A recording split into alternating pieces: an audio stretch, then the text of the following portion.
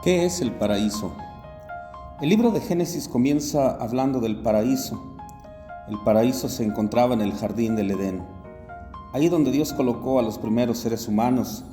Y de acuerdo con lo que dice la Biblia, se encontraba entre los ríos Tigris y Éufrates, ríos que aún existen y que se encuentran entre los límites de los países Irán e Irak. O sea que la Biblia ha identificado esa región que históricamente conocemos como la media luna fértil, como ese lugar, ese paraíso, ese Edén donde Dios estableció a la primera familia humana. El texto bíblico afirma que Dios hizo los cielos y la tierra, pero dice también que la tierra estaba desierta. Entonces Dios tomó polvo para formar a un ser humano, luego sopló en él y le dio el aliento de vida, o sea, el espíritu, y fue un ser viviente.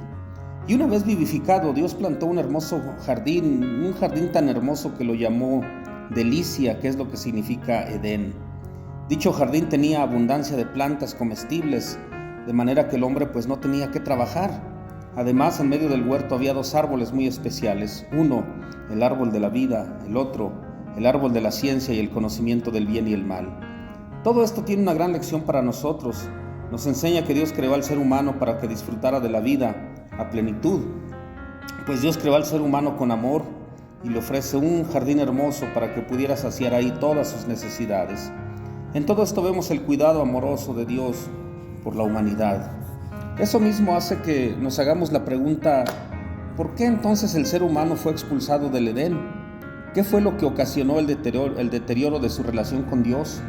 ¿A qué se debió la ruptura de la relación de Dios con la humanidad?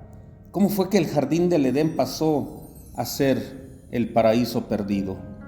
El segundo capítulo del Génesis afirma que Dios completó su obra creativa cuando creó a la mujer, que fue la corona de la creación. Y como ya lo sabemos, fue creada de una costilla de Adán, con el propósito de afirmar dos puntos muy importantes. Primero, que tanto el hombre como la mujer somos seres humanos y compartimos la misma esencia. Y segundo, que la mujer tiene la misma dignidad e importancia que el varón. En el capítulo 3 de Génesis encontramos a un nuevo personaje en esta historia. Se trata de una serpiente. Es un animal que se distingue del resto por su astucia. Además, notamos que puede hablar. La serpiente va y se acerca a la mujer y la cuestiona con una pregunta sugestiva que a la vez es una afirmación. Así que Dios les ha dicho que no coman de ningún árbol del huerto. Notemos cómo la serpiente tergiversa y cambia lo que Dios había dicho. Porque al leer en el Génesis leemos que Dios no dijo eso. Dios dijo que podrían comer de todo árbol plantado en el huerto, excepto del árbol del conocimiento del bien y del mal. Nos queda claro que la serpiente hizo una falsa representación de lo que Dios había dicho. Al principio, la mujer resistió los engaños de la serpiente y la corrige. Y debemos igualmente notar que no se menciona nada acerca de dos grandes errores que comúnmente se enseñan y que mucha gente cree. Esos errores que se nos han dicho por siempre. Primero, que no se menciona que el fruto de ese árbol haya sido una manzana, como tampoco se enseña o se nos dice que el fruto prohibido sea un eufemismo acerca de la relación sexual entre hombre y mujer. De hecho, el fruto del árbol no es tan importante. Lo que es muy importante es precisamente el conocimiento del bien y el mal, que radica en el hecho de obedecer o desobedecer a Dios. Nosotros conocemos el bien cuando obedecemos a Dios, pero conocemos el mal cuando desafiamos su palabra y su autoridad. La mujer resistió el engaño verbal que le planteó la serpiente hasta que dijo: no morirán. Cuando la serpiente le dice: no van a morir, sino que sabe Dios que serán iguales a Él. Le plantea esa situación distinta, porque el hecho de serán como Dios es una idea de poder ser iguales a Dios que fue muy atractiva para la mujer. Según la serpiente, el fruto prohibido la iba a divinizar, los iba a convertir en dioses ajenos a la tutela del gran Dios creador. Entonces, la mujer comió del fruto prohibido, le convidó a Adán, su marido, quien come de buena gana, y luego, pues cegados por la codicia y el deseo de ser dioses, de ser su propio Dios, lo que parecía pues muy bueno para ser cierto, sin embargo, resultó ser un error, porque en vez de ser hechos dioses, cayeron en pecado. Ambos cometen el pecado motivados por el deseo de ser iguales a Dios. En esta historia vemos que el pecado humano no consiste en la desobediencia en sí, aunque claro que hay desobediencia, pero hay que ver que pecado no es que uno desobedezca alguna ley. La raíz del pecado, aunque no se lo digamos a nadie, es que queremos ser nuestros propios dueños, nuestros propios dioses. De ahí se deriva el no obedecer a Dios y queremos ser como Dios, porque pecamos porque queremos vivir lejos de Dios a nuestra propia voluntad, a nuestro propio albedrío. Y ese deseo de hacer nuestra propia voluntad sobre todas las cosas es un acto de rebelión contra el Dios creador.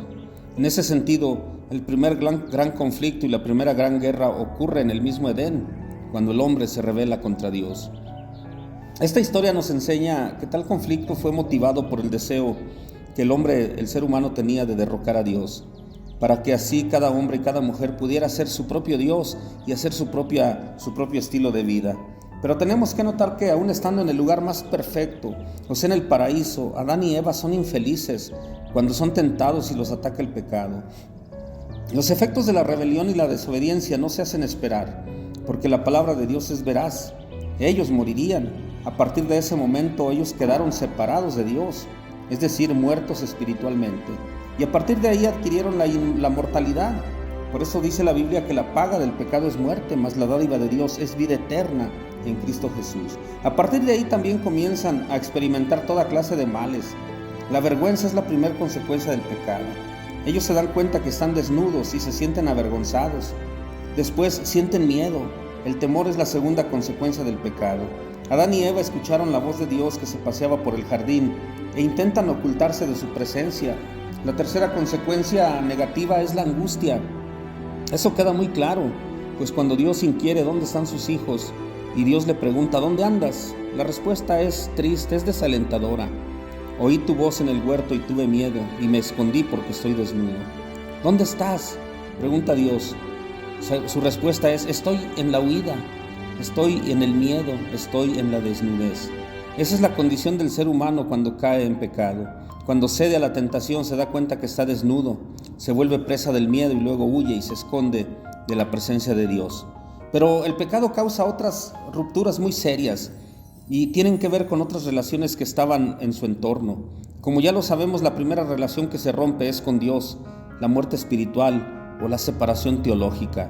La segunda es la separación entre los seres humanos, que podemos llamar la separación sociológica, porque hay una separación del ser humano contra sí mismo, ya que ahora conoce el sentimiento de culpa y de vergüenza, además del miedo, del temor y la inseguridad, que es la separación psicológica. Más adelante, cuando se habla del castigo que recibirían Adán y Eva, encontramos otra separación, que es la separación de la naturaleza. A esa separación entre el ser humano y la naturaleza le podemos llamar la separación ecológica. Y finalmente el pecado le cuesta el paraíso a la humanidad, ocasiona la salida definitiva del jardín. Esa humanidad pecadora pierde el derecho a vivir en el Edén, en ese Edén que Dios les había regalado, y los expulsa y les niega la entrada, poniendo querubines y una espada para cuidar que nadie pudiera entrar de regreso al paraíso y volver a comer del árbol de la vida. En el principio el pecado nos costó el derecho al paraíso, perdimos el jardín del Edén y hoy el pecado continúa haciendo estragos. Por eso nosotros hoy denunciamos a los gobernantes y a los sistemas explotadores de este mundo, esos que sacrifican a sus propios pueblos con el único fin de aumentar su propio poder y riqueza. Denunciamos a los falsos líderes religiosos, a los charlatanes que en el nombre de Dios justifican toda clase de mal, desde violencia, estafa, terrorismo, extorsión, abuso de todo tipo, autoritarismo y más. Esos que en el nombre de Dios van matando, van excomulgando y haciendo daño a los más vulnerables.